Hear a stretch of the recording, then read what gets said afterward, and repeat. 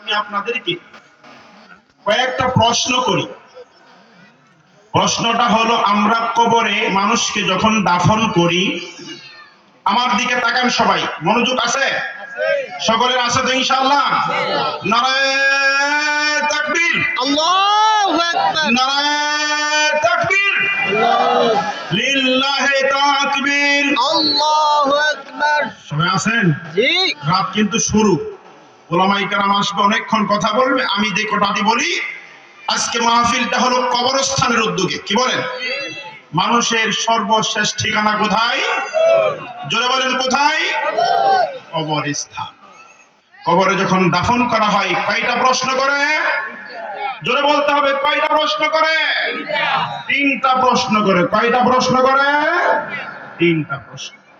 এক নাম্বার প্রশ্ন হলো, মার রব্বুকা, তোমার রব। দুই নাম্বার প্রশ্ন হলো, মান নাবিয়ুকা, তোমার নবী আছে না নাই? তিন নম্বর প্রশ্ন হলো, মান দীনুকা। মেরে ভাই, আমার কথাগুলি খেয়াল করে শোনার চেষ্টা করবেন। আল্লাহ পাক রব্বুল আলামিন আমাদেরকে জন্ম দিয়ে ভূখণ্ডের মধ্যে পাঠাইলেন, সর্বশেষ একটা জায়গা রাখলেন, সেই জায়গাটার নাম হলো কবর। জোরে বলেন ঠিক কিনা? মানব জীবনের মধ্যে যখন আমরা পদার্পণ করেছি, মানব জীবনের মধ্যে যখন জীবন নিয়ে জন্ম নিয়েছি, আল্লাহ আমাদেরকে দুনিয়ার মধ্যে পাঠাইছেন। দুনিয়ার মধ্যে পাঠানোর পরে যখন আমাদেরকে শেষ নিঃশ্বাস ত্যাগ করে, কুল্লু নাফসিন যায়িকাতুল মাউত সুম্মা ইলাইনা তুরজাউন, জন্ম যখন হয়েছে মৃত্যুর স্বাদ গ্রহণ করতে হবে, সুম্মা তারপর ইলাইনা তুরজাউন, সেই আল্লাহ পাক রব্বুল আলামিনের সামনে চলে যাইতে হবে। কথা ঠিক কি না? যাওয়ার পরে সর্বপ্রথম ঘাঁটি হবে আমাদের একটা কবর। যেই কবরটার মধ্যে প্রশ্ন হবে বাবা তিনটা। একটা প্রশ্ন হবে আমাদের সৃষ্টিকর্তার নামে। কার নামে? আমাদের সৃষ্টিকর্তা আল্লাহর নামে একটা প্রশ্ন হবে, মার রব্বুকা, তোমার সৃষ্টিকর্তা কে, তোমাকে বানানেওয়ালা। দুই নম্বর প্রশ্ন করবে, রে বাবা, মান নাবিয়ুকা, তোমার নবী কে। সৃষ্টিকর্তার পরিচয় যেই ব্যক্তি জানায় দিল দুনিয়ার মধ্যে হাদিসের মাধ্যমে, কোরআনের মাধ্যমে। আজকে থেকে 1450 বছর আগে নবী মুহাম্মদ সাল্লাল্লাহু আলাইহি ওয়াসাল্লাম মক্কা এবং মদিনার জমিনের মধ্যে এসে মানুষদের কাছে আল্লাহর পরিচয় শিখায়া দিছে কি দিছে না? মহামানব আল্লাহর পরিচয় দুনিয়ার মধ্যে আমাদের কাছে পৌঁছায় দিছে।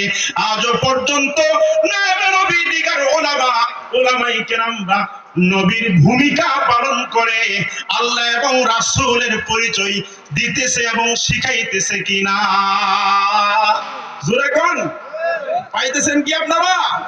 আল্লাহর পরিচয় কোরআনের মধ্যে পাইতেছেন তো নাকি বলেন? আল্লাহর প্রশ্ন আল্লাহর নামে করা হবে।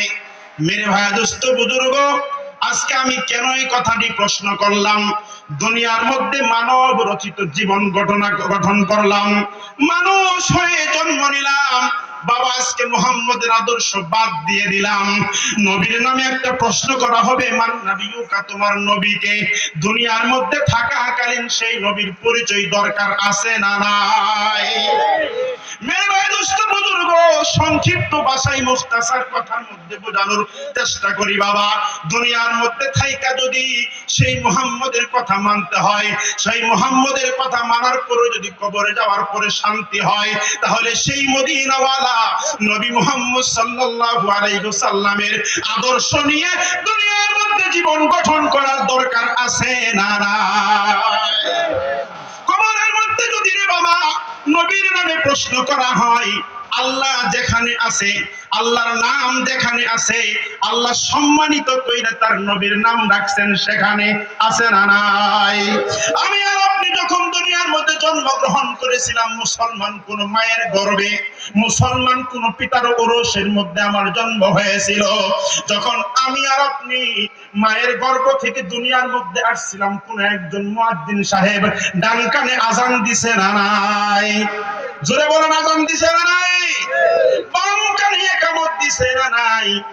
কথা জোরে বলতে হবে। বাম কানে আজান দিছে না নাই?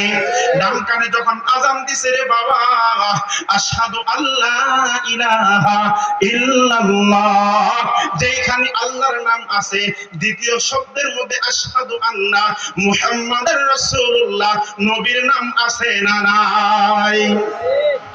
বাম কানে যখন ইকামত দিছে, আশহাদু আল্লাহ, আল্লাহর নাম নেওয়ার পরে আশহাদু আন্না মুহাম্মাদুর রাসূলুল্লাহ, নবীর নাম আছে না নাই?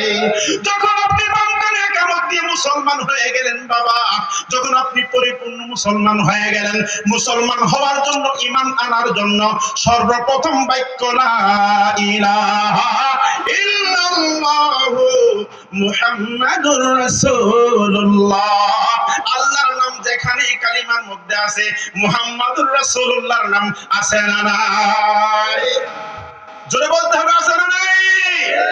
আযানের মধ্যে পায়ে গেলাম, ইকামতের মধ্যে পায়ে গেলাম, ঈমানের মূল ভিত্তি স্থাপনের এক নাম্বার কায়দার মধ্যে পায়ে গেলাম।